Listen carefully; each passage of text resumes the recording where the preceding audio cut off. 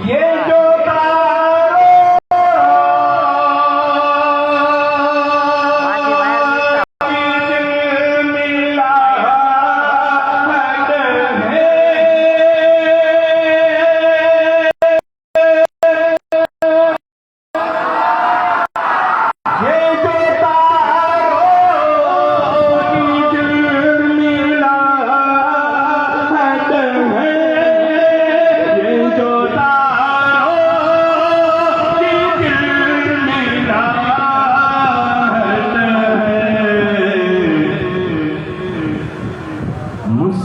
مسکرانا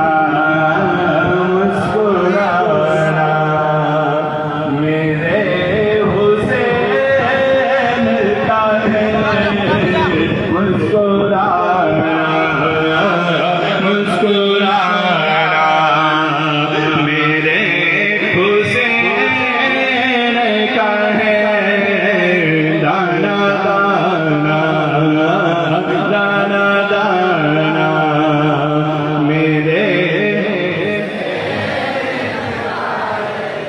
عباس تیرا نام بھی کیا نام علی ہے؟ ارے یار آپ کا سوال کہیے بابا ضرور کہہ دیجئے عباس تیرا نام بھی کیا نام علی ہے جب نام لیا تیرا بلا میری ٹلی ہے عباس کٹے ہاتھوں سے بھی دیتے ہیں اتنا حیرت سے خالی تیری کائنات دیکھ رہی ہے ارے خزانے کی جو زینت ہو اسے الواز کہتے ہیں تمنا ہو اگر پانے کی اسے پیاس کہتے ہیں جہاں پیتے ہیں سب پانی اسے کہتے ہیں دریا ارے جو دریاؤں کو پانی پلائے اسے عباس کہتے ہیں دانا دانا دانا دانا میرے حسین کا ہے دانا دانا دانا دانا اور جس کے ساتھی کے میں کائنات پہلے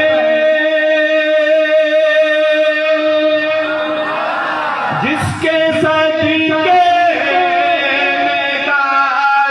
کائنات پہلی جس کے ساتھی کے میں کائنات پہلی ایسا نانا ایسا نانا میرے حسین کا ہے ایسا نانا ایسا نانا میرے حسین کا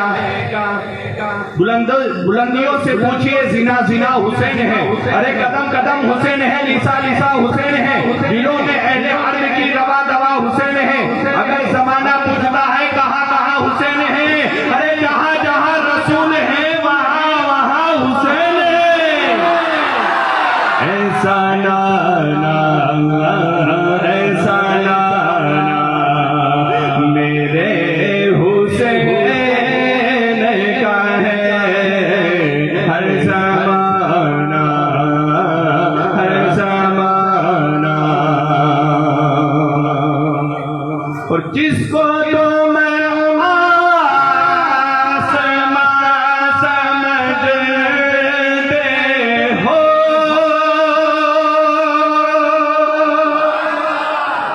جس کو تم آسمان سمجھتے ہو جس کو تم آسمان سمجھتے ہو شامیانہ شامیانہ میرے حسین کا ہے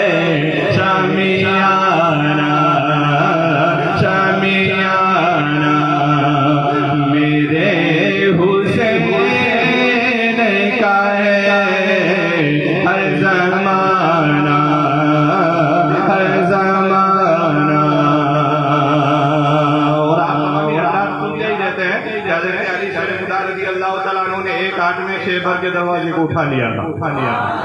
اٹھایا تھا نا، بابا سے بلند کہہ دیجیے سبحان اللہ۔ اور اس شعر کی طرف خاص توجہ، باب خیبر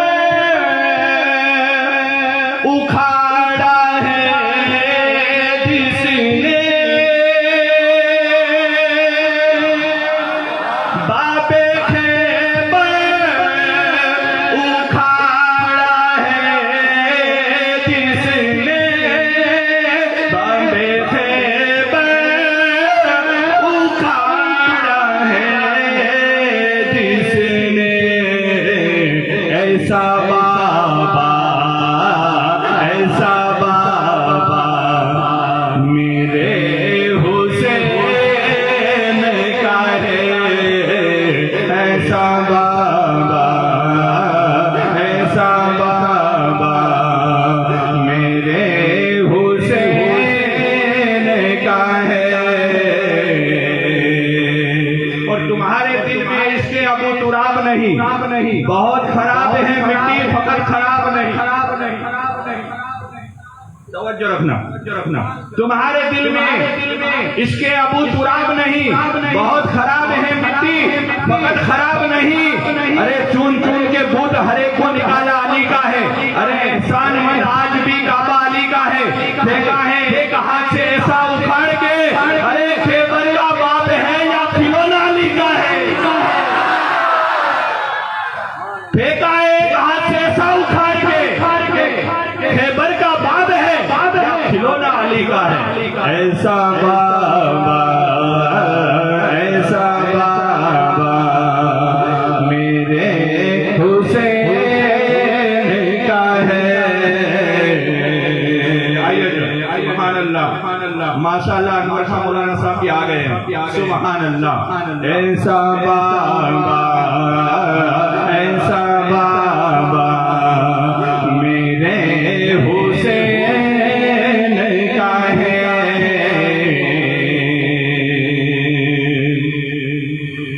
اور کوئی پوچھے یہ دور کس کا ہے،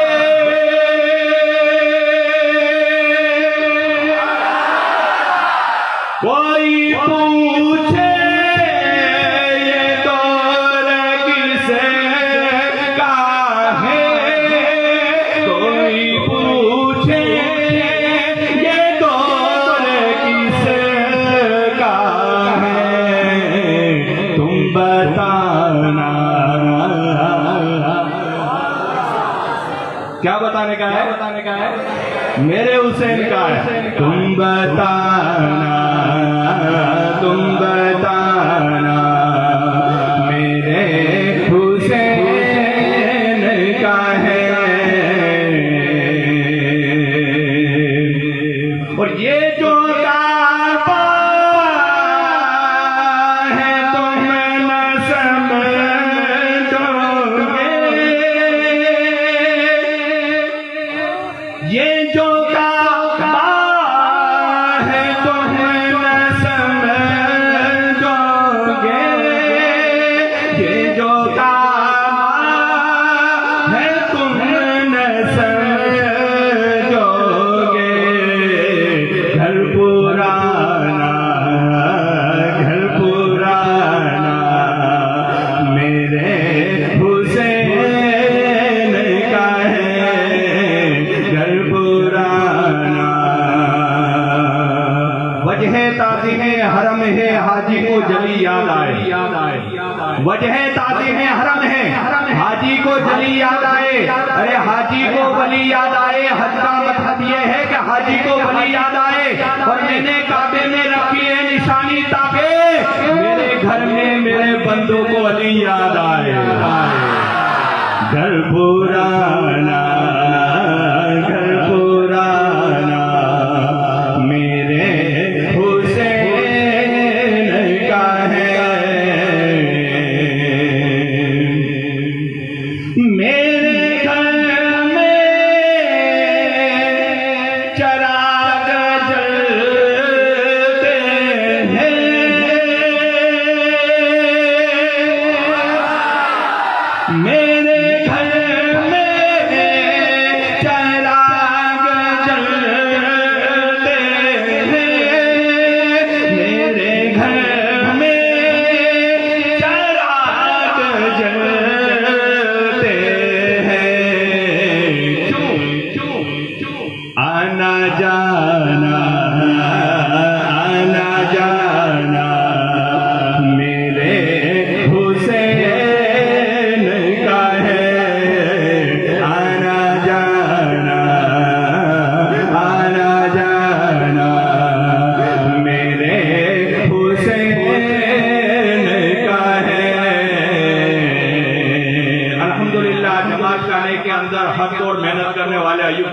آ گئے. کہہ دیجئے سبحان اللہ.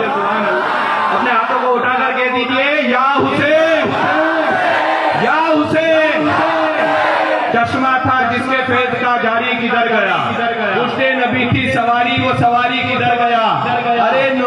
نوکے نیزے پہ جس نے سنایا کلام حق قرآن پوچھتا ہے وہ قاری کدھر گیا؟ دنیا میں جو محب شہر مشرقین ہوتا ہے بے چینیوں کے دور میں بھی اسے چین ہوتا ہے، اور جو باطل کے آگے جھکائے گا اپنا سر تو سمجھو اس کے جان کا مالک حسین ہوتا ہے. تو سمجھو اس کے ذہن کا مالک حسین ہوتا ہے. ایسا نانا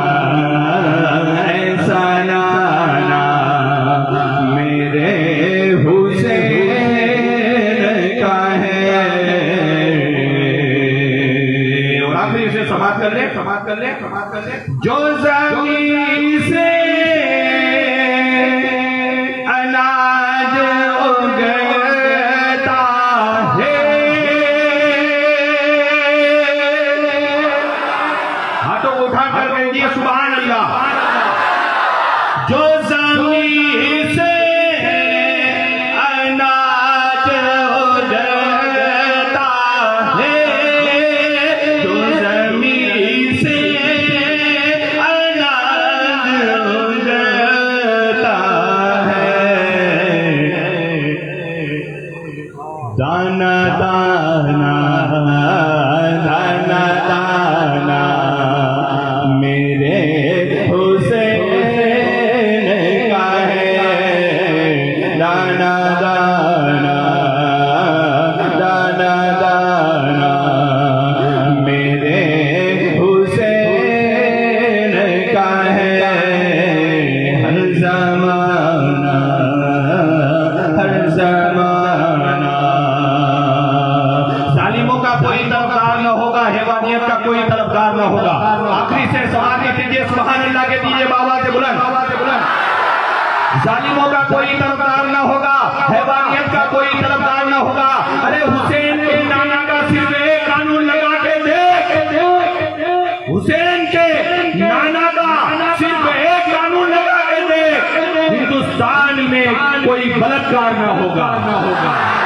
سبحان اللہ. السلام علیکم ورحمۃ اللہ وبرکاتہ.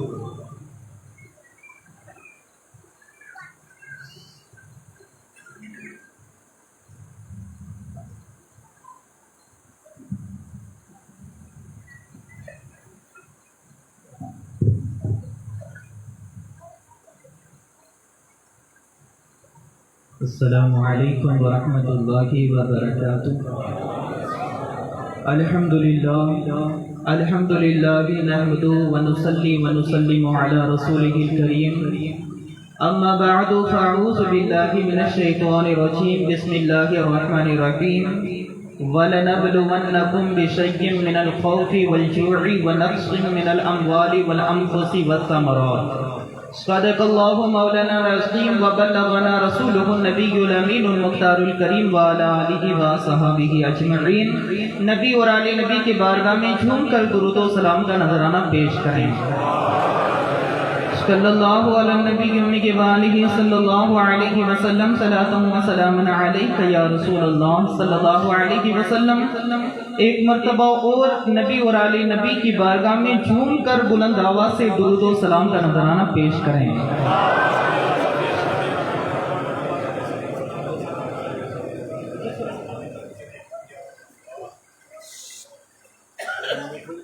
گزشتہ سے پیوستہ کل ہم نے امام عالی مقام امام حسین رضی اللہ تعالیٰ عنہ کے پاس یزید کی طرف سے جو مدینہ منورہ کے گورنر ولید بن عقبہ کو خط آیا تھا کہ امام عالی مقام سے کہو کہ وہ میرے ہاتھ پر بیعت کرے، وہاں سے ہم آگے لے کر کے بڑھیں گے. لیکن میں بس ایک 2 سیکنڈ کے لیے بتاؤں کہ آج اگر یہ رنگ ہیں تو 1400 سال پہلے رنگ کیا ہوگا؟ آج اگر مجمع کو زندہ کر دینا ہے،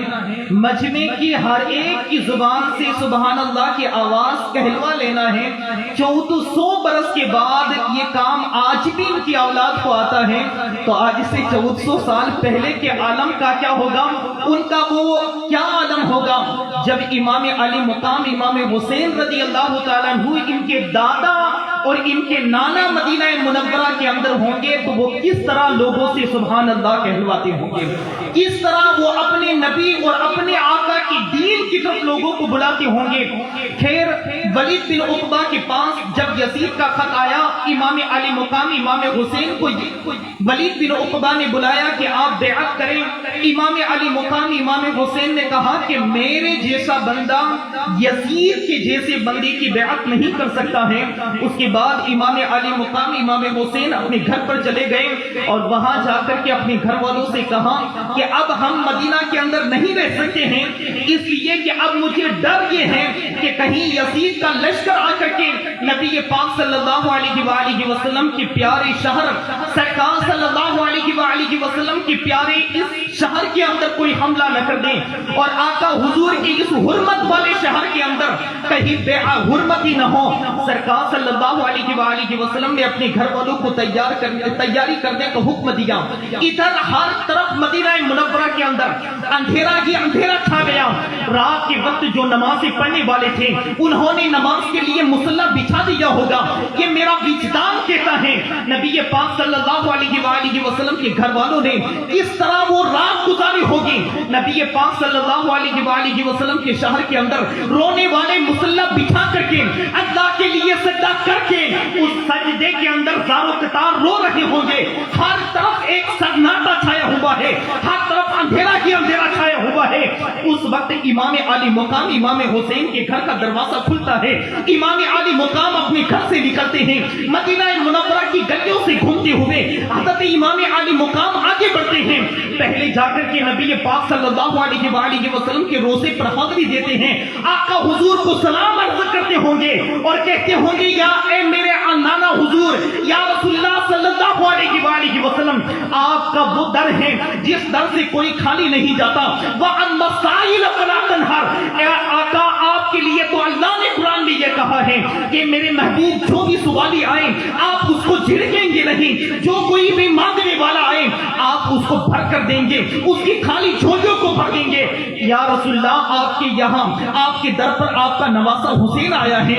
آپ کو سلام عرض کرنے کے لیے آیا ہے، اے آقا میرے سلام کو قبول کریں اور میرے لیے دعا کریں۔ یہ آپ کا نواسہ حسین ہے جس کو کندھے پر سوار کر کے آپ مدینہ کی گلیوں کے اندر گھومتے رہے ہیں، یہ آپ کا نواسہ حسین ہے جن کے لیے آپ نے سجدوں کو بھی طویل کیا ہے، یہ آپ کا نواسہ حسین ہے جس کے لیے آپ نے اپنے قدموں کو بھی قیام کی حالت میں چوڑا کر دیا ہے، یہ آپ کا نواسہ حسین ہے جس کی عظمتوں کو آپ نے بیان کیا ہے، یہ آپ کا نواسہ حسین ہے جن کے لیے آپ دعائیں کرتے رہے ہیں، یہ آپ کا نواسہ حسین ہے جو آپ کے در پر آخری سلام کرنے کے لیے آیا ہے۔ آقا میرے سلام کو قبول کریں، آپ اپنے نواسے حسین کو دلاسا دیں۔ نبی پاک صلی اللہ علیہ وآلہ وسلم کے روزے پر امام علی مقام امام حسین رضی اللہ تعالیٰ عنہ اس طرح زار و قطار رو رو کر کے نبی پاک کو سلام عرض کر رہے ہوں گے، وہ فریاد کر رہے ہوں گے، حالانکہ یہ ان کا خیال تھا کہ حضرت امام علی مقام امام حسین سلام کر رہے ہوں گے، حالانکہ ہمارے نبی تو اپنے قبر منور کے اندر ہیں، لیکن کون آ رہا ہے، کون جا رہا ہے، کون سلام کر رہا ہے؟ نبی پاک ہر بات کو جانتے ہیں، بلکہ سرکار اعلیٰ حضرت کی طرف چلیں۔ سرکار اعلیٰ حضرت تو یہ کہتے ہیں کہ فریاد امتی جو کریں حال سال میں، فریاد امتی کریں حال سال میں، ممکن نہیں کہ خیر بشر کو خبر نہ ہو۔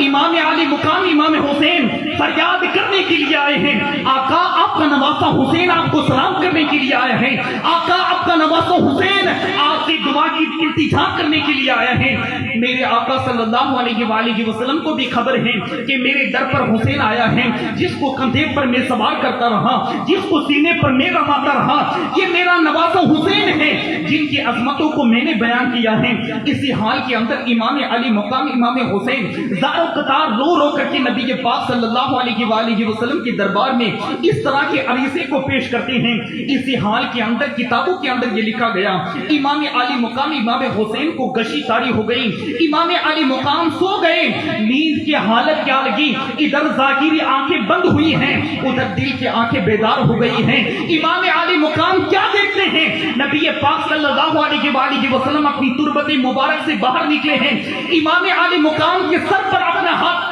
मुबारक रखा है और कहा, नवासे हुसैन, बेटे हुसैन गम न करो, इसलिए कि मैं बार बार तुम्हें हर तरीके से नवाजता रहा हूँ, तुम्हारी शानों को बयान करता रहा हूँ, तुम्हें अपनी जुबान दे करके लोहार के सके से गुंडी देता रहा हूँ। ए मेरे बेटे हुसैन, मैंने इसी दीन के लिए तुम्हें तैयार किया था, मेरे हुसैन तुम्हें इसी काम के लिए मेरे तैयार किया हुआ था, बचपन के अंदर इसीलिए प्यार करता रहा। उसके बाद इमाम अली मुकाम इमाम हुसैन को हमारे नबी ने दुआएं दी और कहा, अल्लाहुम्मा आतिल हुसैना सब्रन व अजरा, ए अल्लाह मेरे हुसैन को सब्र भी देना, कब्र कयामत के दिन जब करबला के मैदान के अंदर मेरा हुसैन होगा, उसके हाथ के अंदर अली अस्कर का लाशा भी तड़पता होगा, हजरत अली अकबर की जवानी भी लूटी जा रही होगी, हजरत कासिम का तड़पता हुआ लाशा भी मौजूद होगा, मेरा नवासा हुसैन के पांव उस वक्त उखड़े नहीं, मौला मेरे हुसैन को सब्र भी देना,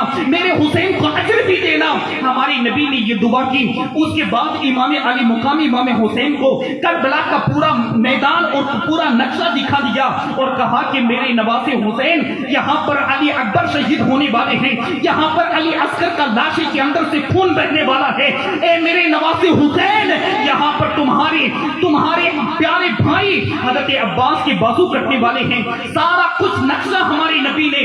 यहाँ तुरबत मुबारक पर इमाम अली मुकाम का सभी मुबारक हैं, लेकिन करबला के सारे वाक़े को इमाम अली मुकाम इमाम हुसैन के सामने पेश कर दिया। सरकार सल्लल्लाहु अलैहि वसल्लम ने जब करबला का पूरा वाक़या और पूरा मैदान दिखा दिया, उसके बाद इमाम अली मुकाम इमाम हुसैन की आंख मुबारक बेदार हो गई। फिर यहाँ से आप रोते हुए, आस्तीन से आंसू पोंछते हुए आप जन्नतुल बकी के अंदर गए, अपनी वालिदा सय्यदा फातिमा ज़हरा रज़ियल्लाहु ताला अन्हा को सलाम पेश किया और कहा होगा कि ए मेरी वालिदा, आपके यहाँ आपका बेटा हुसैन आया है और आपका हाल तो ये है कि आप रोज़े भी रखा करती थी और जब इफ्तार का वक्त होता, कोई साइल मांगने के लिए आता तो आप अपनी रोज़े को इफ्तार करती तो पानी के जरिए से किया करती थी और किसी मांगने वाले को आप दे दिया करती थी। वो आपका बेटा हुसैन है जिनके लिए आप दुआएं करती रही, जिनको आप अपनी दूध पिलाती रही। ए मेरी वालिदा फातिमा,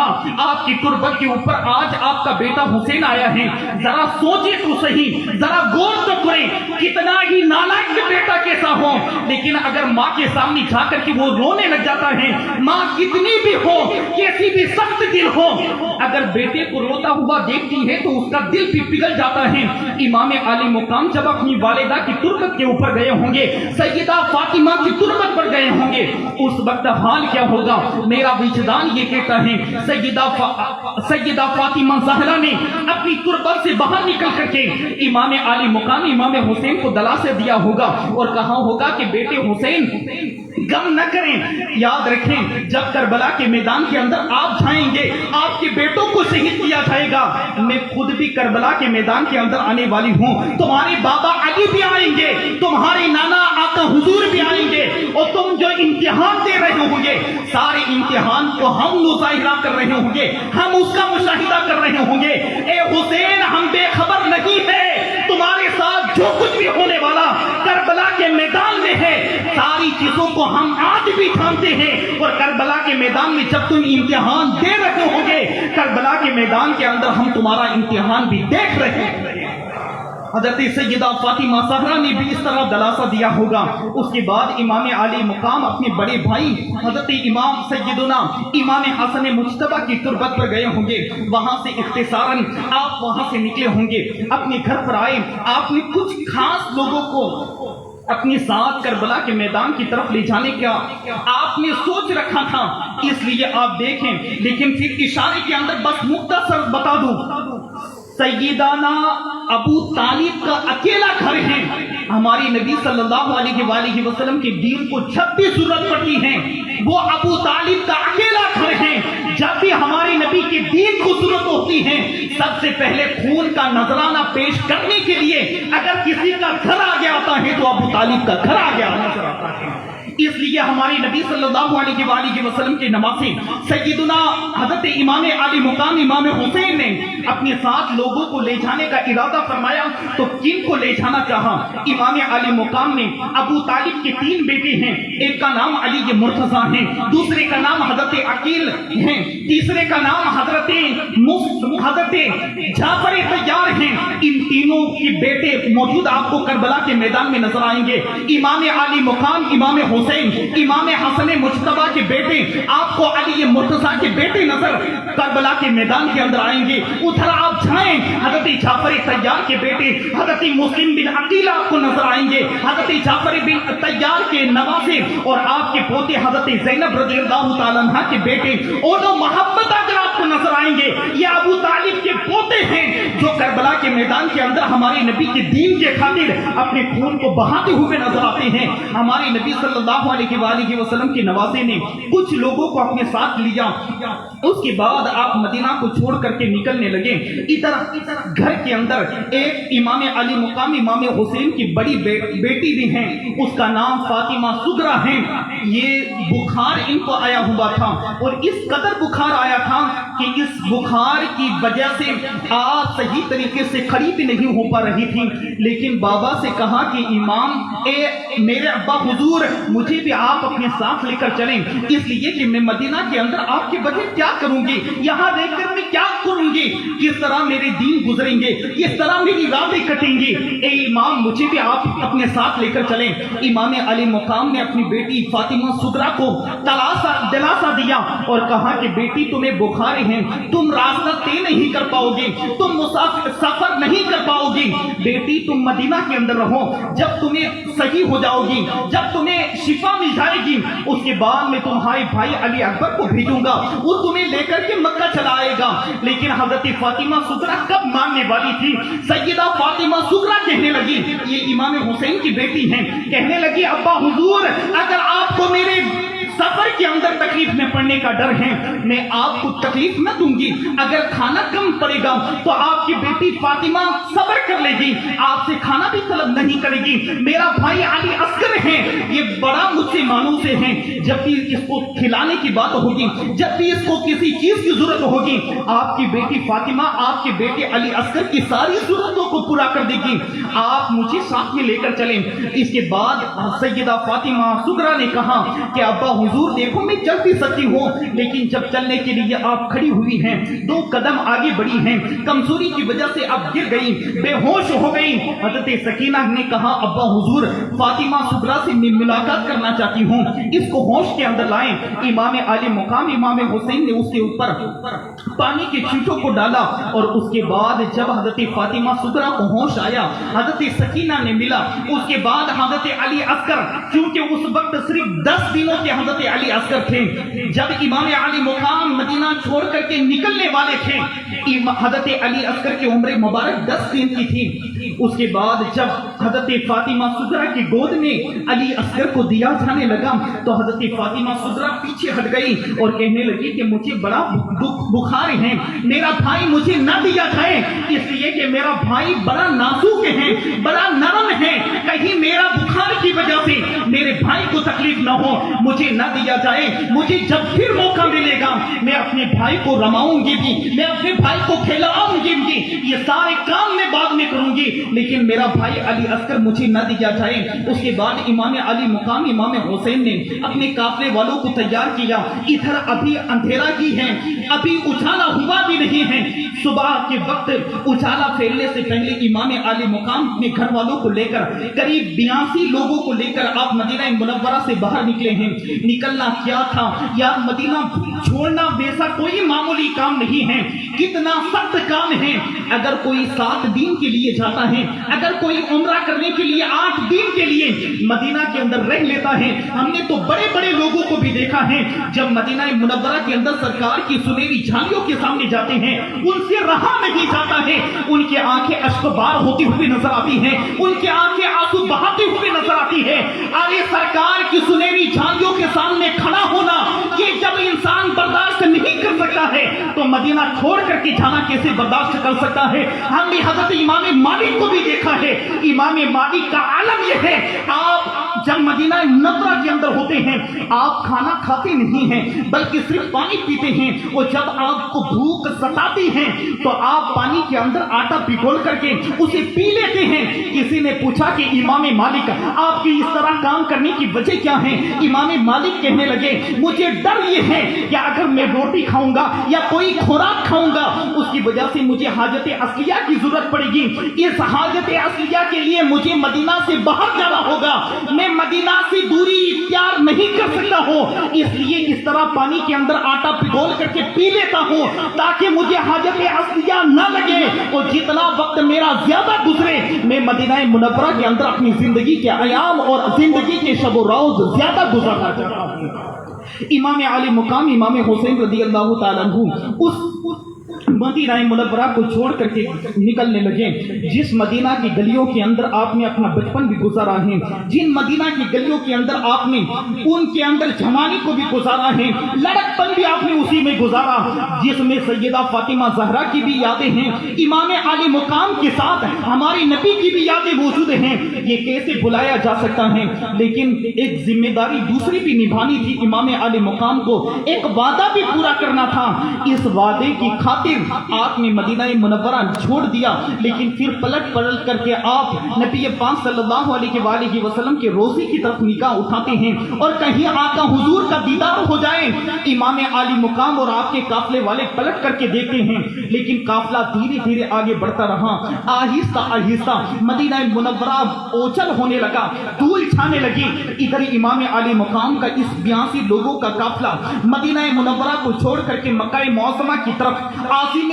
ارادہ ہو گیا ہے، مدینہ منورہ چھوڑ کر کے مکہ معظمہ کی طرف جا رہا ہے۔ آہستہ آہستہ جب آگے بڑھ رہے تھے تو قریب یہ 28 رجب المرجب کو امام علی مقام نے مدینہ چھوڑا تھا، اور آپ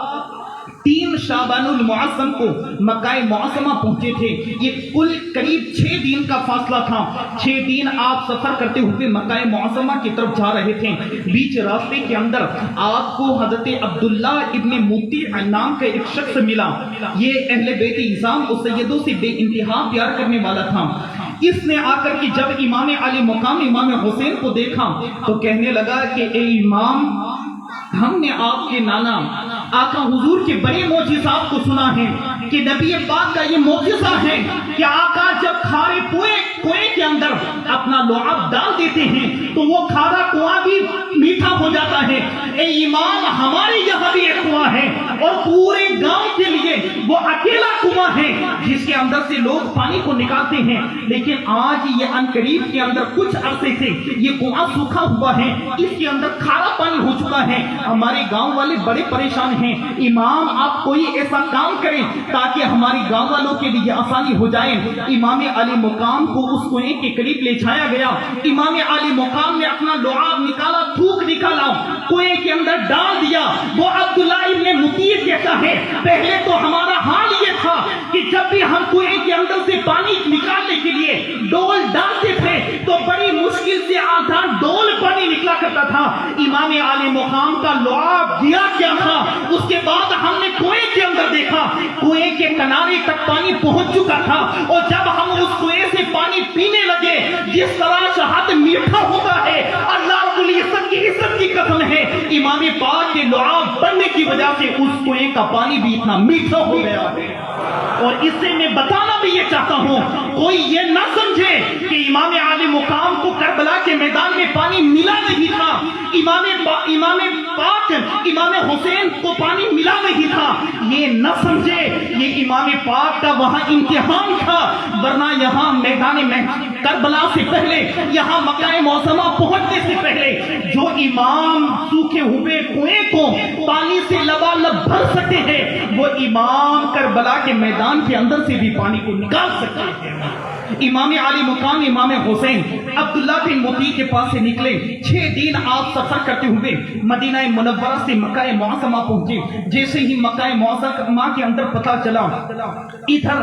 چونکہ پہلے حضرت عبداللہ ابن زبیر، حضرت عبداللہ ابن عمر وغیرہ بڑے بڑے صحابہ مکہ معظمہ چلے آئے تھے۔ کل کے بیان کے اندر یہ تھا کہ امام پاک کو جب ولید بن عقبہ نے اپنے گورنر ہاؤس بلایا تو ادھر عبداللہ ابن زبیر مکہ معظمہ چلے گئے، اور حضرت عبداللہ ابن عمر نے بھی بہانہ کیا اور وہ بھی ولید بن عقبہ کے پاس نہیں آئے، اکیلے امام پاک گئے تھے۔ وہی حضرت عبداللہ ابن زبیر، حضرت عبداللہ ابن عمر مکہ کے اندر تھے۔ جب پتا چلا کہ نواسہ رسول ہمارے نبی کی صفت حضرت امام عالی مقام امام حسین اب کربلا کے اب مکہ معظمہ کی طرف آ رہے ہیں، تو ان لوگوں نے آپ کا والہانہ استقبال کیا، بے حد ایسا عزتوں ایسا تکریم کی کہ جس طرح کی عزت پہلے کسی کی نہیں کی گئی ہوگی۔ حضرت عبداللہ ابن زبیر اور بڑے بڑے صحابہ نے آپ کا استقبال کیا۔ ادھر امام پاک امام حسین مکہ معظمہ کے اندر داخل ہوئے۔ ادھر ملک شام کے اندر یزید کو پتہ چل گیا کہ ولید بن عقبہ نے امام حسین سے بیعت نہیں لے سکا ہے، تو ادھر یزید نے اپنا ایک خط لکھا اور مدینہ کے گورنر ولید بن عقبہ کی طرف روانہ کیا، اور ولید بن عقبہ سے کہا کہ تم اگر یہ ذمہ داری پوری نہیں کر سکے ہو تو پھر تم مدینہ کے گورنر نہ رہو، بلکہ تمہیں معزول کیا جاتا ہے، اور تمہاری جگہ پر عمر بن سعید نام کا ایک دوسرا شخص کو مدینہ کا گورنر بنایا جاتا ہے، اور وہاں تمہارے لیے کمشنر کا درجہ، مدینہ منورہ کے اندر پولیس کا جو کمشنر ہوتا ہے اس کا درجہ یزید نے ایک عمر بن زبیر نام کے شخص کو بھیجا اور کہا کہ تم مدینہ کے اندر جا کر کے پوری فوج کو سنبھالو، اور امام حسین جہاں کہیں پر بھی مدینہ سے نکلے ہوں وہیں پر ان کو روک کر کے بیعت لو، اگر امام بیعت کر لے تو ٹھیک ہے، اور اگر بیعت نہ کرے تو جہاں پر بھی ملے ان کو وہیں پر قتل کر دو۔ ادھر عمر بن زبیر اپنے سپاہیوں کو لے کر مدینہ منورہ کے اندر ہیں۔ جب پتا چلا کہ امام پاک امام حسین مدینہ منورہ کو چھوڑ کر کے مکہ پہنچ گئے تو عمر بن زبیر نے 2000 کا لشکر تیار کیا اور مکہ معظمہ کی طرف امام پاک کو روکنے کے لیے بھیجا۔ ادھر امام پاک مکہ معظمہ پہنچ گئے تو 2000 کا لشکر بھی امام پاک کو پکڑنے کے لیے مکہ معظمہ پہنچا۔ ان لوگوں نے پہلے خط لکھا اور حضرت عبداللہ ابن زبیر کی طرف روانہ کیا اور کہا کہ عبداللہ،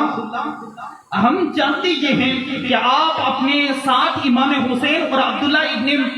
عمر کو لے کر مکہ معظمہ سے باہر نکل آئیں اور آپ یزید کے ہاتھ پر بیعت کر لیں، اور اگر آپ یزید کے ہاتھ پر بیعت نہ کریں گے تو پھر آپ کو گرفتار کر لیا جائے گا، اور اگر یہ کام بھی آپ نہیں کریں گے تو پھر ہم لوگ مجبوراً مکہ معظمہ کے اندر داخل ہوں گے اور آپ کو مکہ ہی کے اندر آپ کو شہید کر دیں گے۔ حضرت عبداللہ ابن زبیر چونکہ راجکارنی مانس تھے، وہ سیاست دان تھے، اس لیے حضرت عبداللہ ابن زبیر نے اپنے ساتھ کے کچھ لوگوں کو تیار کیا اور کہا کہ مکہ معظمہ سے باہر جو یزیدیوں کا فوج آئی ہے 2000 سپاہی آئے ہیں، جا کر کے ان کو سبق سکھا دو۔ یہاں سے ابھی کچھ 30 یا 35 لوگ مکہ معظمہ سے باہر نکلے، 2000 یزیدی آئے تھے، ان کو ان 35 لوگوں نے واصل جہنم کر دیا۔ پھر پلٹ کر کے آئے اور کہا کہ اے عبداللہ ابن زبیر، ہمارے پاس اور تو کوئی طاقت نہیں ہے، لیکن جب بھی ہم ان یزیدیوں کے سامنے گئے تھے، یزیدیوں کا کے ساتھ ہمارا مقابلہ ہونے لگا، صرف ہم نے یا علی کہا، بس اتنا نعرہ پکارنا کیا تھا، اللہ رب العزت نے ہماری جیب سے مدد کی، ہم 35 لوگ تھے، 2000 یزیدیوں کو ہم نے واصل جہنم کر دیا ہے۔ اور آج بھی دیکھیں آپ کو معلوم ہو یا نہ ہو، مسلمان تو ان سادات اور ان بڑوں کو بھول چکے ہیں۔ آپ سکھوں کو دیکھیں، سکھڑوں کو، وہاں پر جب کوئی مشکل آتی ہے تو وہ یا علی کا نعرہ لگاتے ہوئے نظر آتے ہیں، یا علی کہتے ہیں، اور جب بھی یا علی کا نعرہ لگایا جاتا ہے اللہ رب العزت علی کے نام کی وجہ سے ان لوگوں کے بازو کے اندر طاقت عطا فرماتا ہے، اور جو بھی مشکل کام ہوتا ہے علی کے نام لینے کی وجہ سے اللہ ساری مشکلوں کو حل فرما دیا کرتا ہے۔ امام علی مقام امام حسین یہاں مکہ معظمہ کے اندر ہیں۔ اب ادھر ملک شام کے اندر یہ ہوا، یزید کا ایک مشیر تھا جس کا نام سر جون تھا، اس نے یہ کام کیا کہ آپ یزید سے مشورہ دیا کہ آپ ایک کام کریں، آپ مدینہ منورہ کے اندر بھی گورنر کو چینج کریں اور ادھر کوفہ کے اندر بھی آپ گورنر کو چینج کریں، اس لیے کہ اگر ان دونوں جگہ سے اگر لوگ کھڑے ہو گئے تو پھر اپنی حکومت کو سنبھالنا مشکل ہو جائے گا۔ یزید ابھی سوچ ہی رہا تھا، ادھر کوفیوں کو بھی پتا چلا کہ امام پاک امام حسین نے یزید کے بیعت کرنے سے انکار کر دیا ہے اور آپ مدینہ کو چھوڑ کر کے مکہ معظمہ چلے آئے، تو کوفہ والوں نے ایک صحابی رسول ہیں، ان کا نام سلیمان بن السرد رضی اللہ تعالیٰ عنہ ہیں، یہ نبی پاک صلی اللہ علیہ وسلم کے صحابی ہیں، ان کے گھر کے اندر میٹنگ رکھی اور اس کے بعد یہ طے ہوا کہ آپ امام حسین کو بلائیں، ان کو خط لکھ کر کے بلایا جائے، اور جب امام پاک کوفہ کے اندر آئیں گے تو ہم اپنی جان کا ایک ایک خون کا قطرہ بہا دیں گے لیکن امام پاک کی حفاظت کریں گے۔ اس کے بعد سلیمان بن السرد رضی اللہ تعالیٰ عنہ نے خط لکھا، سب سے پہلا خط جو حضرت امام حسین کی طرف روانہ کیا وہ صحابی رسول حضرت سلیمان بن السرد کا تھا۔ انہوں نے خط روانہ کیا اور کہا کہ امام آپ کوفہ چلے آئیں، ہم آپ کے اوپر اپنی جانوں کو قربان کر دیں گے، آپ کے اوپر آج بھی نہیں آنے دیں گے، ہم ہر طریقے سے آپ کی حفاظت کریں گے۔ ادھر خط امام پاک کو ملا، اس کے بعد لگاتار خط پہ خط آتے رہے، بعض کتابوں کے اندر 150 خط، بعض کے اندر 500 خط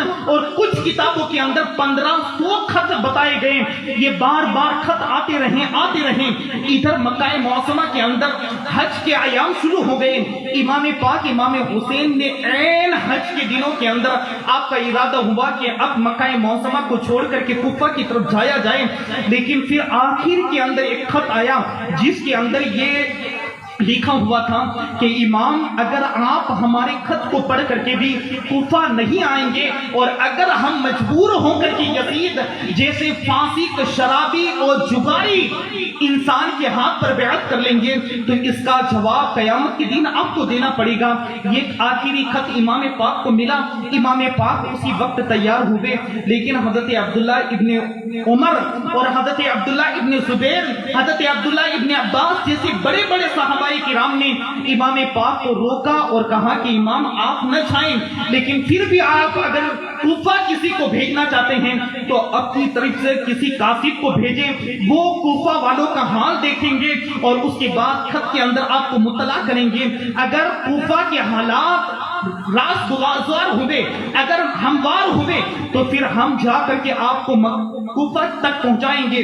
امام پاک نے اس مشورے کو قبول کیا اور آپ نے اپنے چچا کے بیٹے حضرت مسلم بن عقیل کو کوفہ کی طرف اپنا قاصد بنا کر کے بھیجنے کا ارادہ فرمایا۔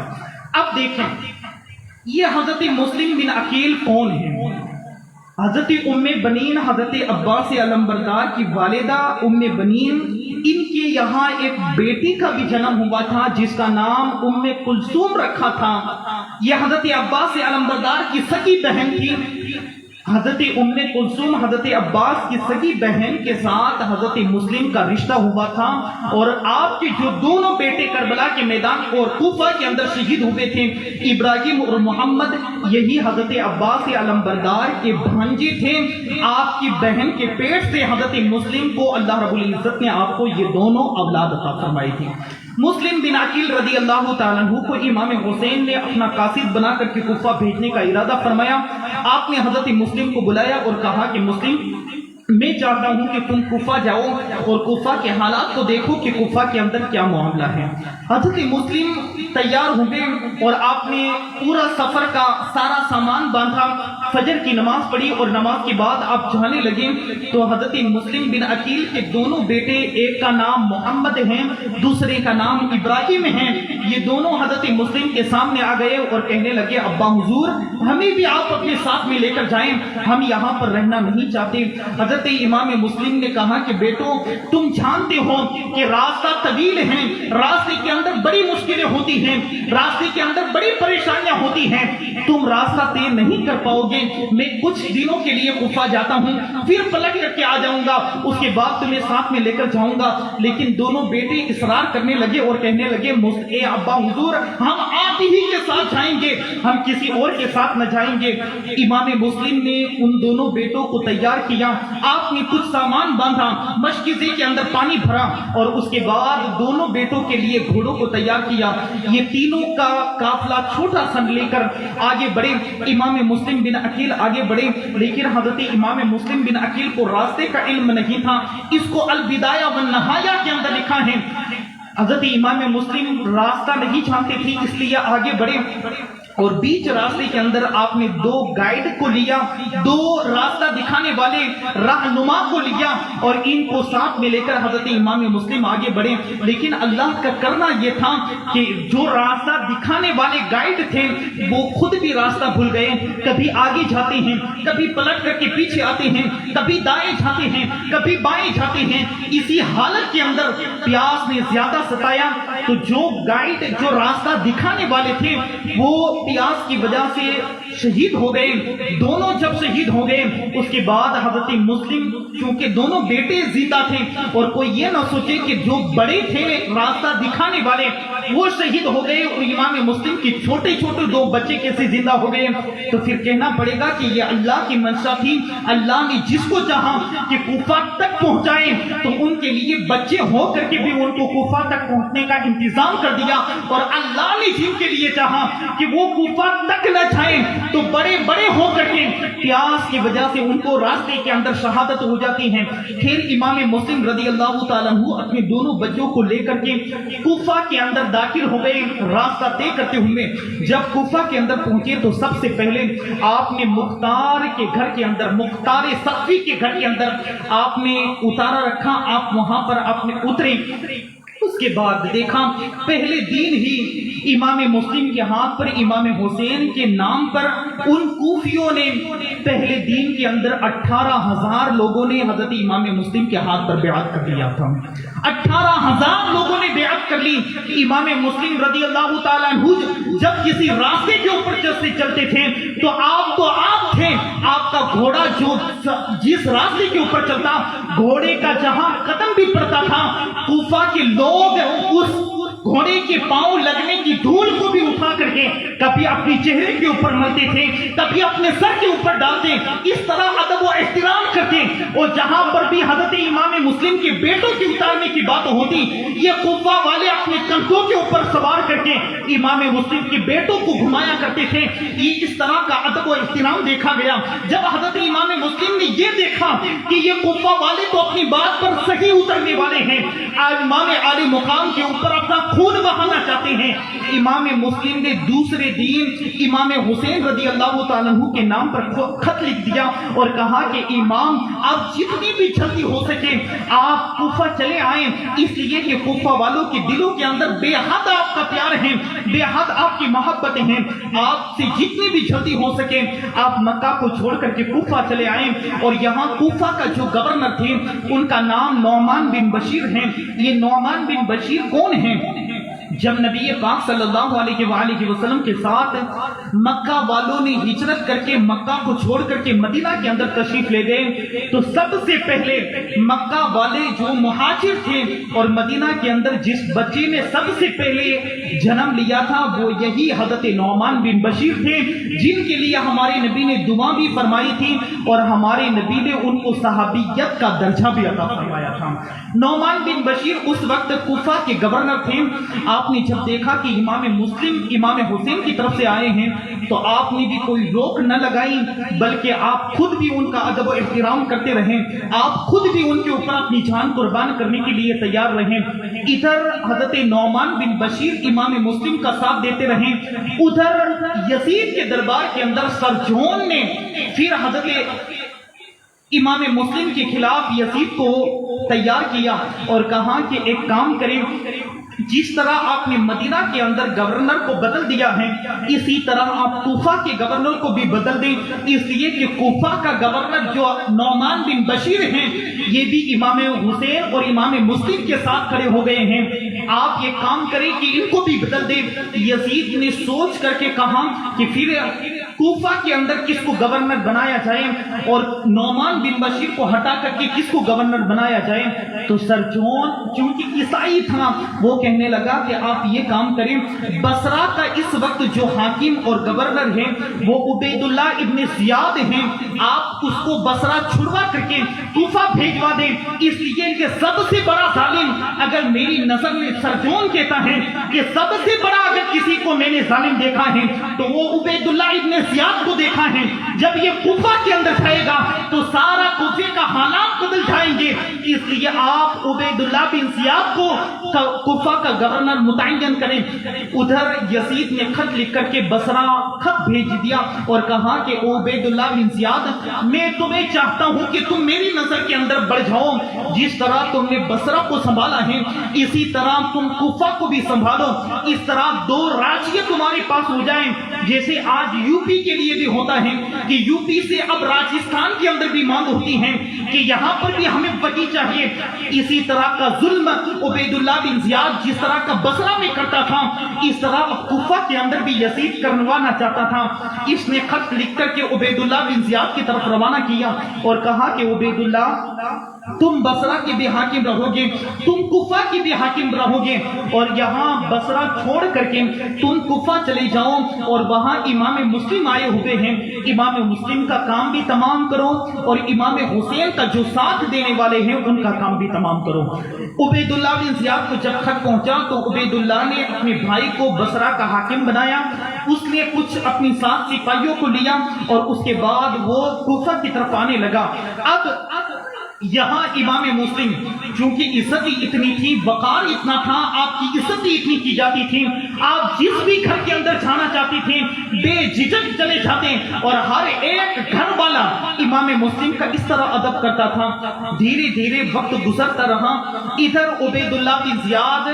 جو مکہ سے کوفہ کی طرف آنے والا راستہ تھا اس راستے کے اوپر آ گیا، اس نے حجازی کپڑے پہنے،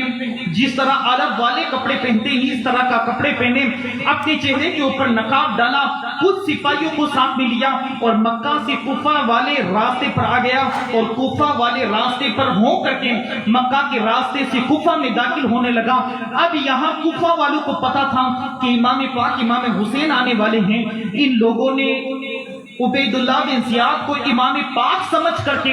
والہانہ محبت کے ساتھ استقبال کیا۔ عبید اللہ بن زیاد کے چہرے کے اوپر نقاب پڑا ہوا تھا، یہ گھوڑے کے اوپر سوار ہو کر کے آگے بڑھتا رہا، کوفہ کے لوگ اس کا استقبال کرتے رہے۔ دھیرے دھیرے یہ آگے بڑھتا ہوا گورنر ہاؤس پہنچا اور وہاں جا کر کے دروازے کو دستک دی۔ نعمان بن بشیر نے جب دروازے کو کھولا تو عبید اللہ بن زیاد نے کہا کہ میں یزید کی طرف سے گورنر بنا کر کے یہاں بھیجا گیا ہوں، تم معزول کر دیے گئے ہو، اب یہاں کے تم گورنر نہیں رہے ہو، یہاں کوفہ کی اب اگر کوئی ڈار کو سنبھالے گا، اگر یہاں کوفہ کو اگر کوئی سنبھالے گا تو میں سنبھالنے والا ہوں۔ یہ کہہ کر کے حضرت نعمان بن بشیر کو ہٹا دیا اور کوفہ کا گورنر عبید اللہ بن زیاد خود بن گیا۔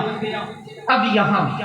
امام مسلم اس وقت حضرت ہانی بن عروہ رضی اللہ تعالیٰ عنہ کے گھر کے اندر تھے۔ یہ ہانی بن عروہ بھی نبی پاک کے صحابی ہیں، ان کے گھر کے اندر رہتے تھے۔ उस वक्त उबैदुल्लाह बिन ज़ियाद ने रात तो गुजारी, लेकिन सुबह हुई तो अपने सिपाहियों को पूरे कुफा के अंदर भेज दिया और कहा कि जहां कहीं पर भी मुस्लिम मिलेंगे मुस्लिम को शहीद कर देंगे, और अगर कोई किसी अपने घर के अंदर मुस्लिम को पनाह देगा, मुस्लिम को रहने की जगह देगा, तो उस घर वाले को भी हम कत्ल कर देंगे। ये कुफा की पूरी गलियों के अंदर ऐलान हो गया। इधर हजरत हानी बिन उनवा का एक दोस्त था जिसका नाम शरीक बिन अरज था। ये उस वक्त बीमार था और क्योंकि बड़ा सरदार था, तो उबैदुल्लाह बिन ज़ियाद ने उनके पास बुलावा भेजा और कहा कि शरीक, तुम कूफा के अंदर बड़े सरदार हो, तुम बीमार हो तो मैं तुम्हारी बीमार पूसी करने के लिए आने वाला हूँ। इधर शरीक बिन अरज ने अपने दोस्त हजरत हानी बिन उनवा से कहा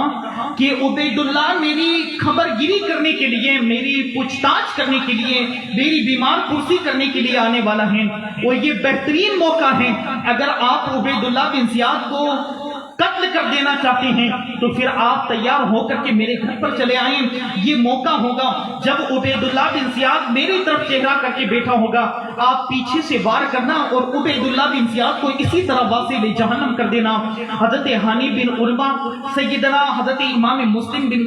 अकील को अपने साथ में लेकर के मुस्लिम हजरत शरीक बिन अरज के घर पर आए और शरीक ने ये सारा मामला सुना दिया और कहा कि आप दरवाजे के पीछे छुप जाएं, तलवार तैयार रखें और जब मैं आपको इशारा दूं तो उस वक्त आप झपट करके आगे बढ़ें और उबैदुल्लाह को कत्ल कर देना। हजरत इमाम मुस्लिम दरवाजे के पीछे छुप गए। जब हजरत शरीक बिन अरज के पास उबैदुल्लाह बिन ज़ियाद आया, उसके लिए कुर्सी को रख दिया गया। उसके बाद हजरत शरीक सोए हुए लेटे हुए हैं, इधर इनकी तरफ चेहरा करके उबैदुल्लाह बिन ज़ियाद बैठ गया। फिर शरीक बिन अरज ने इशारा दिया कि इमाम मुस्लिम आप जल्दी करें, आप भी मौका है कि आप उबैदुल्लाह बिन ज़ियाद को कत्ल कर दें। लेकिन इमाम मुस्लिम आगे न बढ़े, आप उस पर्दे से निकले नहीं। दूसरी मर्तबा भी ये कहा, तीसरी मर्तबा भी ये कहा। शरीक बिन अरज बार बार इशारा देते रहे कि उबैदुल्लाह को कत्ल कर दें, लेकिन इमाम मुस्लिम न निकले। फिर उबैदुल्लाह अपने साथ मेहरान नाम का एक शख्स अपने गुलाम को भी लेकर आया था। वो मेहरान समझ गया कि ये कैसे हो सकता है कि शरीक बार बार इशारा करते हैं और कोई इनके इशारे का किसी तरह का कोई वो काम अंजाम नहीं दिया जाता। तो मेहरान ने अपने मालिक उबैदुल्लाह बिन ज़ियाद को जल्दी से पकड़ा और घर से बाहर निकाल लिया और ले जा करके गवर्नर हाउस में ले गया। इधर इमाम मुस्लिम घर के दरवाजे के बाहर से निकले। आप जब शरीक के सामने आए तो शरीक ने कहा कि इमाम, जब मैं आपको बार बार इशारा देता रहा कि आप जल्दी करें, अभी मौका हमारे पास है कि आप उबैदुल्लाह बिन ज़ियाद को कत्ल कर दें, तो फिर आपको किस चीज ने रोका? आखिर आपने उबैदुल्लाह को कत्ल क्यों न किया? हजरत इमाम मुस्लिम के उस जुमले पर कुर्बान जाए, हजरत इमाम मुस्लिम ने यह कहा कि शरीक हो न हो, ये उबैदुल्लाह अगर हमारे खून का प्यासा है तो है,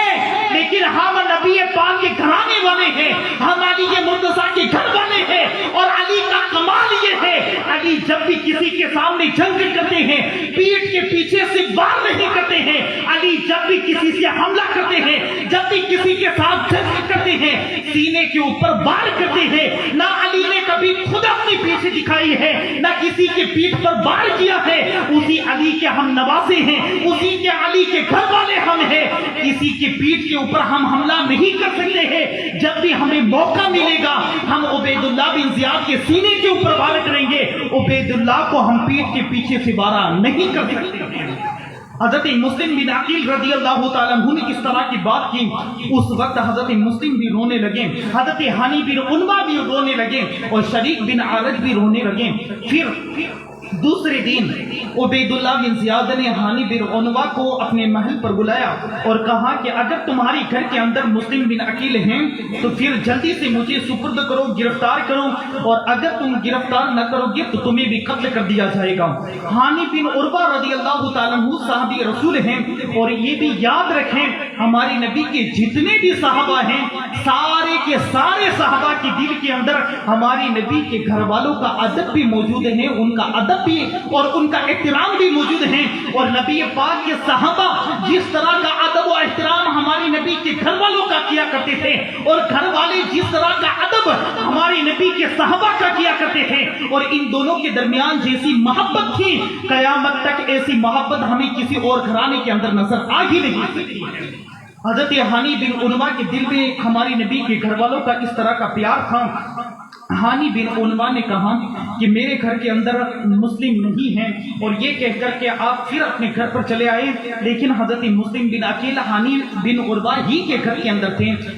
ادھر عبید اللہ بن زیاد نے پھر چال چلی کہ آخر کیسے پتہ کیا جائے کہ امام مسلم کہاں پر ہیں، تو اس نے اپنا ایک غلام معقل نام کا تھا، اس کو کہا کہ جا کر کے تم کوفہ کے اندر دیکھو کہ مسلم کہاں پر ہیں۔ اس معقل نے کپڑوں کو بدل دیا، بھیس بدل دیا، اپنا سارا حلیہ بدل دیا، اور اس کے بعد کچھ سونے کے سکے لے کر کوفہ کی گلیوں کے اندر گھومتا رہا اور کہنے لگا کہ میں نے سنا ہے کہ نبی پاک کے گھر والے مسلم یہاں موجود ہیں، اور اس کو میں چونکہ دور سے آیا ہوں، یہ کچھ سونے کے سکے میں ان کی بارگاہ میں پیش کرنا چاہتا ہوں۔ یہ کہہ کر کہ وہ ہر ایک گھر کے اندر جاتا رہا، کسی نے نہ بتایا، لیکن آخرکار ہانی بن عنوہ کے گھر پر یہ معقل پہنچا اور کہنے لگا کہ میں نے سنا ہے کہ تمہارے گھر کے اندر مسلم بن عقیل موجود ہیں، میں دور سے آیا ہوں اور میں نبی پاک کے گھر والوں کو یہ سونے کے سکے پیش کرنا چاہتا ہوں۔ ہانی بن عنوہ سمجھے کہ یہ کوئی اہل بیت اعظام سیدوں سے پیار کرنے والا ہوگا، یہ اس کو گھر کے اندر لے گئے۔ ہانی بن عنوہ کے گھر کے اندر جب یہ معقل پہنچا تو دیکھا کہ امام مسلم موجود ہیں۔ یہ پوری رات حضرت امام مسلم کے ساتھ رہا، امام مسلم کے پاؤں بھی دباتا رہا، امام مسلم کی بڑی ادب و احترام اور بڑی خدمت کرتا رہا۔ جب صبح ہوئی تو یہ معقل عبید اللہ بن زیاد کے دربار میں گیا اور وہاں جا کر کے حضرت مسلم بن عقیل کی خبر دی کہ مسلم بن عقیل کو اگر تم کوفہ کے پورے شہر کے اندر تلاش کرو گے کہیں پر بھی تمہیں مسلم بن عقیل نہیں ملیں گے، اگر مسلم بن عقیل تمہیں ملیں گے تو ہانی بن عنوہ ہی کے گھر کے اندر ملیں گے۔ لیکن میں پھر آپ کو روک کر کے اشارہ دینا چاہتا ہوں، معقل آیا تھا، حضرت امام مسلم کے قدم دبا رہا تھا، آپ کے پاؤں دبا رہا تھا، اور جا کر کے ادھر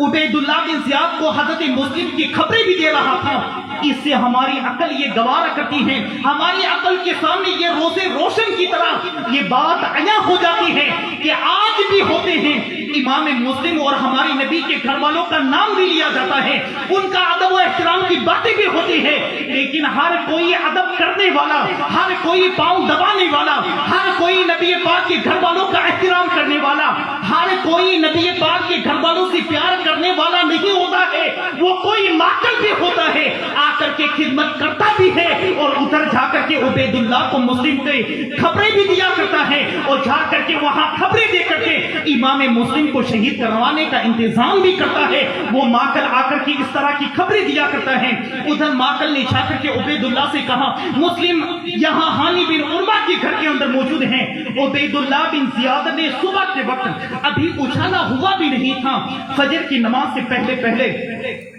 عبید اللہ بن زیاد نے کچھ سپاہیوں کو بھیجا اور کہا کہ مسلم کو گرفتار کر کے آؤ۔ حضرت امام مسلم اس وقت جیسے فجر کا وقت ہوا، آپ حضرت ہانی بن عنوہ کے گھر سے نکلے اور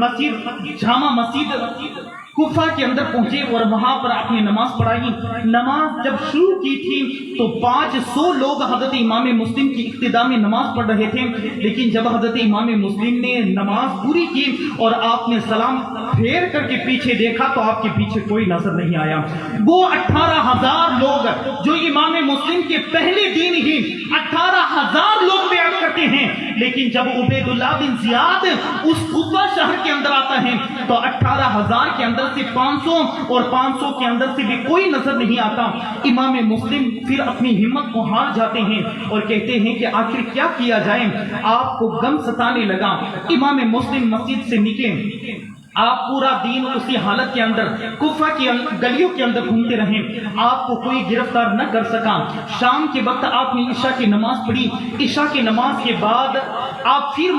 اس کوفہ کی گلیوں کے اندر جانے لگے تو دیکھا کہ سارے گھر جہاں امام مسلم کے لیے ہر کوئی اپنے دروازے کو کھلا رکھتا تھا اور امام مسلم کے لیے انہوں نے اپنا سب کچھ قربان کر دیا تھا، انہوں ہی نے حضرت امام مسلم کے اوپر دروازوں کو بند کر دیا تھا۔ اب امام مسلم کے آنے کے لیے امام مسلم کے لیے کوئی گھر نہیں کھولتا ہے، کوئی دروازہ نہیں کھولتا ہے۔ امام پاک امام مسلم آگے بڑھتے جاتے ہیں، شام کا وقت تھا، رات اندھیرا چھا گیا تھا، آپ آگے بڑھتے جا رہے تھے تو دیکھا کہ ایک دروازہ کھلا ہے اور ایک عورت اس دروازے کے اوپر بیٹھی ہوئی ہے اور کسی کا انتظار کرتی ہیں۔ امام مسلم رضی اللہ تعالیٰ عنہ نے اس مائی کے پاس جا کر کے کہا کہ مائی،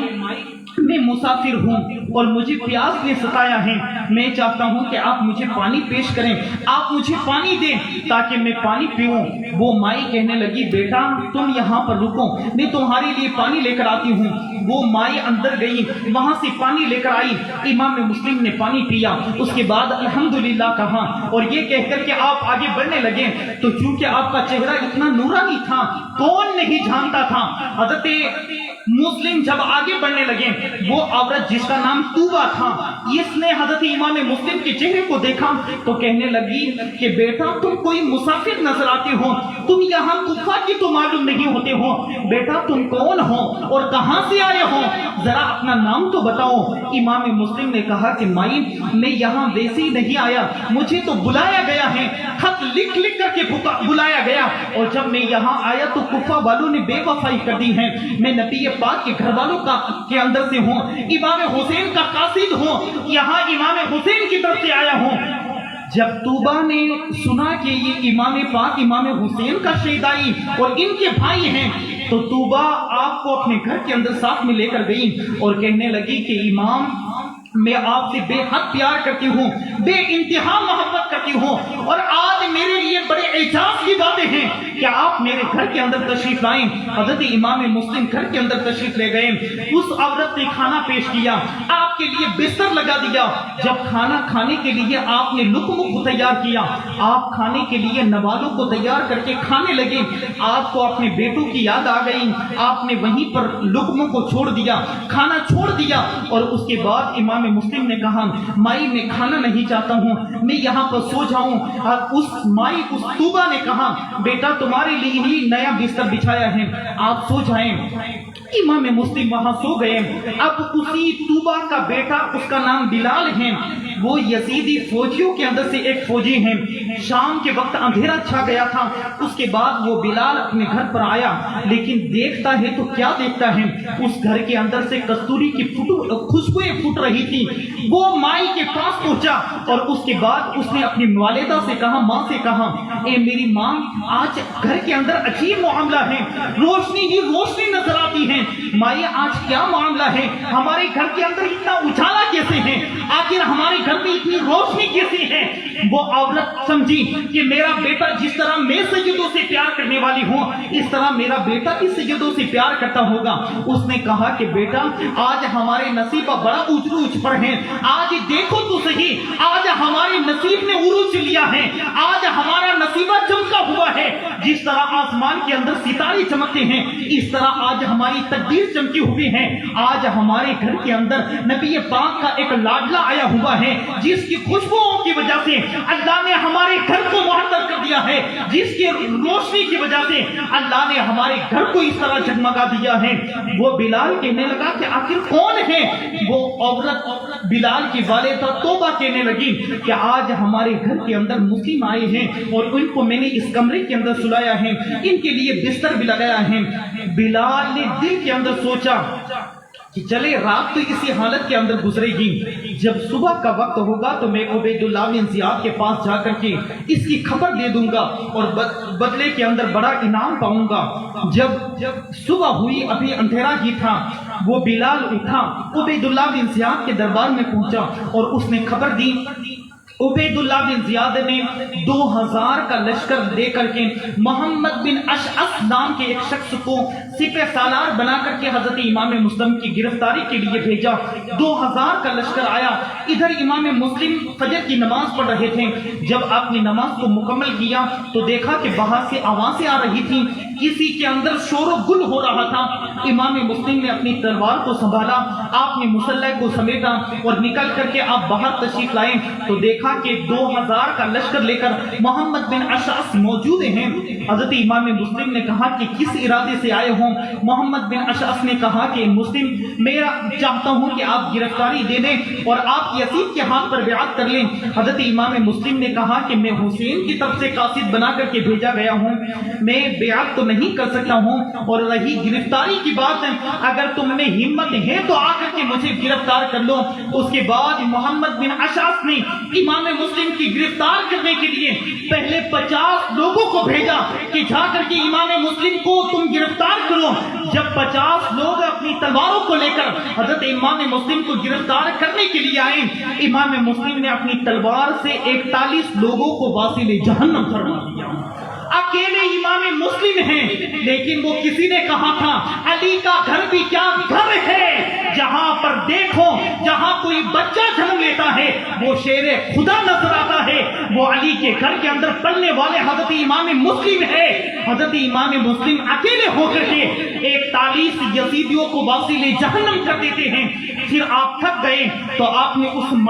तूबा से कहा, माई मैं थक चुका हूं, मुझे पानी दिया जाए। वो तूबा घर के अंदर गई, वहां से पानी लेकर आई। प्याला जब हजरत इमाम मुस्लिम ने अपने मुंह के करीब किया और पीने लगे तो यजीदियों में से एक ने एक पत्थर लिया और इमाम मुस्लिम के ऊपर वार किया, फेंक दिया। वो पत्थर आकर के इमाम मुस्लिम के होंठ पर लगा, होंठ के अंदर से खून निकलने लगा। जो प्याला आप होंठ के करीब लेकर गए थे वो पानी का था, लेकिन खून निकलने की वजह से वो खून बन गया। इमाम मुस्लिम ने वहीं पर छोड़ दिया। वो तूबा फिर आई और कहने लगी, बेटा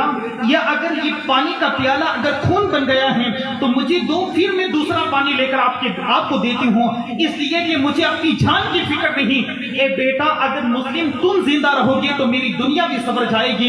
हजरत इमाम मुस्लिम ने कहा कि माई मैं सोया तो तुम्हारी बिस्तर के ऊपर था, लेकिन आका हुजूर ने आकर के मुझे खबर दी थी कि मुस्लिम ये तुम्हारी आखिरी रातें हैं, उसके बाद तुम मेरे पास आकर के हौज़े कौसर से तुम रोजा इफ्तार करोगे, इसलिए अब मैं पानी पीना नहीं चाहता। हजरत इमाम मुस्लिम ने पानी के प्यालों को छोड़ दिया और उसके बाद फिर आगे बढ़कर के आप हमला करने लगे, उनके साथ मुकाबला करने लगे। यजीदी बार बार इस तरह, अब चूंकि करीब आकर के तो हमला नहीं कर सकते थे, यजीदियों ने दूर से हमला करना शुरू किया। इमाम मुस्लिम रज़ी अल्लाह तआला अन्हु जब जख्मी हो गए,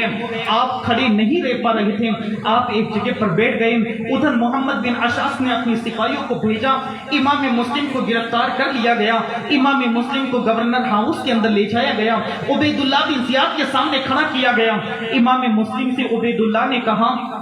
कि ए मुस्लिम, अगर तुम अपनी जान बचाना चाहते हो तो हुसैन का साथ छोड़ दो और ये भी कहो कि मैंने यजीद के हाथ पर बैअत कर ली है, अगर तुम ये काम करोगे तो मैं तुम्हारी जान बख्श दूंगा। हजरत इमाम मुस्लिम ने कहा कि अगर तू जान लेना चाहता है, अगर तू कत्ल करना चाहता है तो कत्ल कर दे, लेकिन मैं हुसैन के साथ बेवफाई नहीं कर सकता हूँ। उबैदुल्लाह बिन जियाद ने अपनी जल्लाद से कहा कि इसको गवर्नर हाउस की ऊपर छत के ऊपर ले जाओ और वहां सारे लोगों के सामने कत्ल कर दो। जल्लाद हजरत इमाम मुस्लिम को ऊपर लेकर गया और वहां पर आपकी गर्दन के ऊपर तलवार का वार किया। सारे लोगों के सामने सारे लोग देख रहे थे, जो लोग हजरत इमाम मुस्लिम के हाथों पर इमाम हुसैन के नाम पर बैअत कर चुके थे, जिन्होंने इमाम मुस्लिम का अदब और एहतराम किया था और जो बार बार खत लिख करके इमाम हुसैन को बुला रहे थे, वो सारे लोग देख रहे थे और इमाम मुस्लिम को इस तरह शहीद किया गया। इन्ना लिल्लाहि व इन्ना इलैहि राजिऊन। और उसके बाद پھر عبیداللہ بن زیاد کو پتہ چلا، عبیداللہ بن زیاد کو بتایا گیا کہ آپ کے امام مسلم کے دونوں بیٹے بھی تھے، وہ بھی کوفہ کے اندر موجود ہیں۔ عبیداللہ بن زیاد نے دونوں بیٹوں کو شہید کرنے کی بھی تیاری کی۔ ہم انشاءاللہ اس کو کل یہاں سے سنیں گے۔ اللہ رب العزت کے دربار میں دعا کریں، رب کائنات میرے کہنے میں، آپ کے سننے سمجھنے میں کوئی کمی رہی ہو اللہ اس کو معاف فرمائیں، ہمیں امام پاک امام حسین کے نقش قدم پر چلنے کی توفیق عطا فرمائیں، آمین وما علینا الا البلاغ المبین۔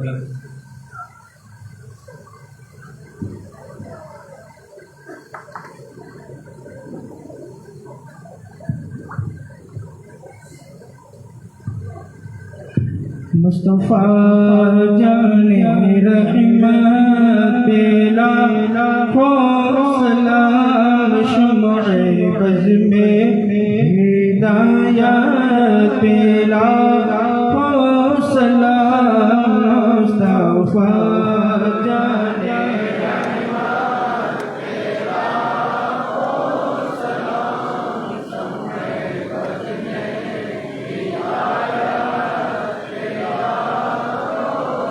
کتنے بکھرے ہوئے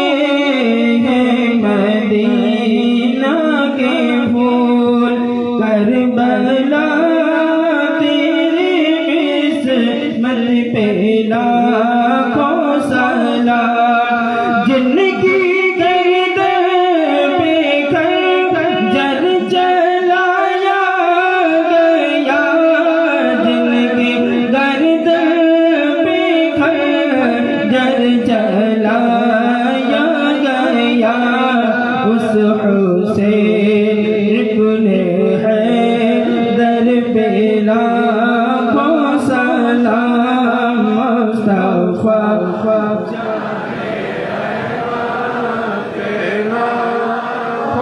سلام، شمع بز میں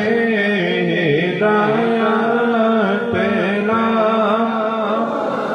الصلاۃ والسلام علیک یا رسول اللہ، الصلاۃ والسلام علیک یا حبیب اللہ وعلی آلک و اصحابک یا محمد مصطفیٰ صلی اللہ تعالی علیہ وسلم۔ تشریف رکھیں۔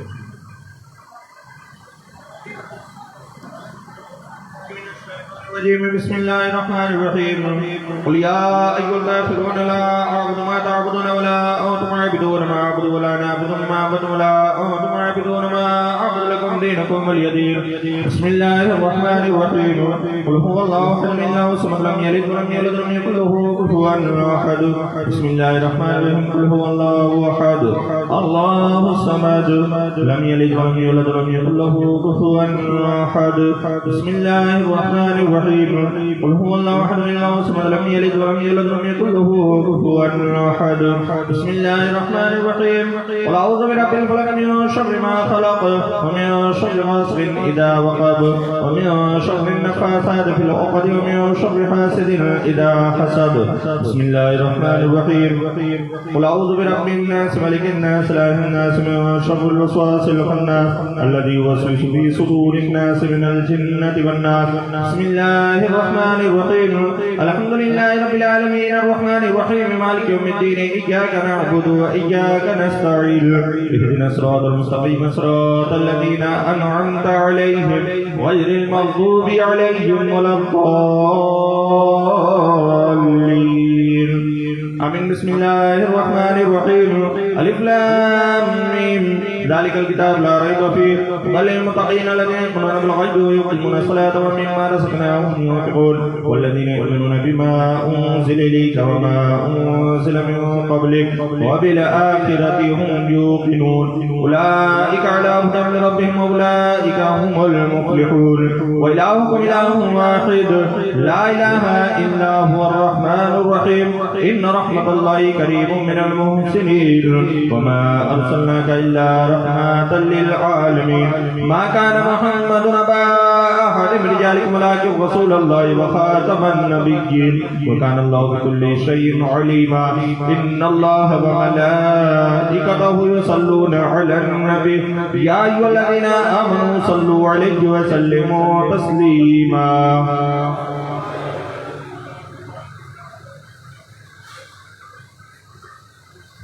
الفاتحة۔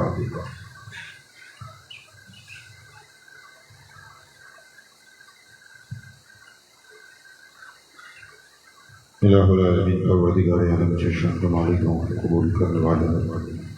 نوازنے والے نبھانے والے ہماری بڑی بڑی غلطیوں کو نظر انداز کرنے والے الہ العالمین تیرے پیارے حبیب صلی اللہ علیہ وسلم کے صدقے اس محفل پاک کو اپنے دربار میں قبول فرما، کا ثواب تیرے پیارے محبوب کی بارگاہ میں قبول فرما۔ تمام پیغمبران نظام کرام صحابہ کرام شہداء کرام تمام سلاسل گروز الدین خصوص بالخصوص شہیدان کربلا کی بارگاہ میں اسلامیت پاک کا ثواب و شرف قبول فرما۔ تیرے پیارے حبیب صلی اللہ علیہ وسلم کے صدقے وصفے اس پروگرام میں جن لوگوں نے حاضر دی تمام کی حاضر کے قبول فرما۔ پروردگار عالم تیرے پیارے حبیب صلی اللہ علیہ وسلم کے صدقے شہیدان کربلا کے صدقے میں مولا تبارک و تعالی ہمیں نماز پنجگانہ پڑھنے کی توفیق عطا فرما، شریعت و سنت کی پابندی کرنے کی توفیق عطا فرما، شہیدان کربلا کے صدقے میں بیماروں کو شفا عطا فرما، پریشان ہر لوگوں کی پریشانی دور فرما، بیماری بلائیں مصیبتیں پریشانی ٹینشنات سے ہماری حفاظت فرما۔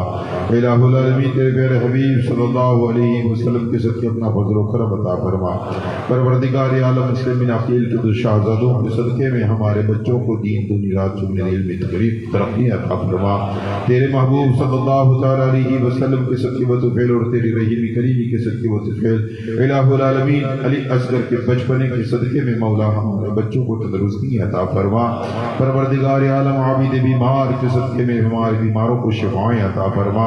الہ العالمین شہیدان کربلا کے صدقے میں ہر ایک کی پریشانی کو دوری عطا فرما۔ تیرے محبوب کے صدقے اپنا فضل عطا فرما۔ تیرے پیارے حبیب صلی اللہ علیہ وسلم کے صدقے و طفیل رب کائنات آج کی اس محفل پاک میں سنچری پان اینڈ گروپ کی جانب سے یہ نظر و نیاز کا انتظام کیا گیا مولا تبارک و تعالی یہ پروگرامات میں جن جن لوگوں نے بھی حصے لیے ہیں پروردگار عالم ان کی روزی میں خوب خوب برکت عطا فرما، اور الہ العالمین سنجری پان اینڈ گروپ کو دین دنیا رات چنی ترقی عطا فرما۔ پروردگار عالم اپنا فضل و کرم عطا فرما،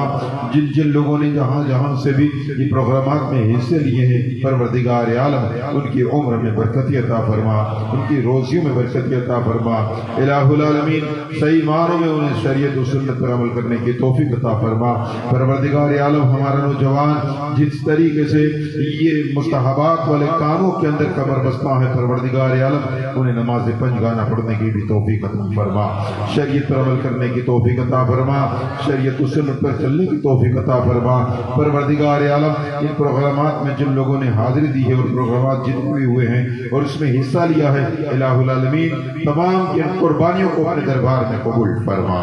پروردگار عالم تجھے فضل کرتے نہیں رکھتی بات نہ ہو تجھ سے مایوس امیدوار۔ قال اللہ تعالی فی شأن نبیہ ان اللہ وملائکتہ یصلون علی النبی یا ایھا الذین آمنوا صلوا علیہ وسلموا تسلیما۔ اللهم صل على سيدنا نبينا مولانا محمد وبارك وسلم صلاة وسلام دائما عليك يا حبيبي يا رسول الله سبحان ربك رب العزة عما يصفون وسلام على المرسلين والحمد لله رب العالمين لا إله إلا الله محمد رسول الله۔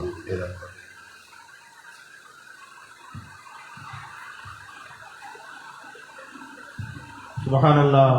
آج کا یہ پروگرام سنجری پان اینڈ گروپ کی جانب سے رکھا گیا ہے۔ کل کا پروگرام سکندر خان، حمید خان، امی پٹیل اور ان کے گروپ کی جانب سے رکھا گیا ہے، اور زیارت کا پروگرام جو ایک رہ گیا تھا وہ بھی الحمدللہ آ چکا ہے۔ حاجی عبدال خان، حاجی سلطان خان پنجا والے اور اقبال خان، حاجی سلطان خان دونوں بھائیوں کی جانب سے زیارت کا پروگرام بھی آ چکا ہے الحمدللہ۔ یہ جو مرد حضرات ہے تھوڑا تھوڑا آگے آ جائیے، اور عورتیں ماں اور بہنیں تمام کے تمام تھالے بنا لیں۔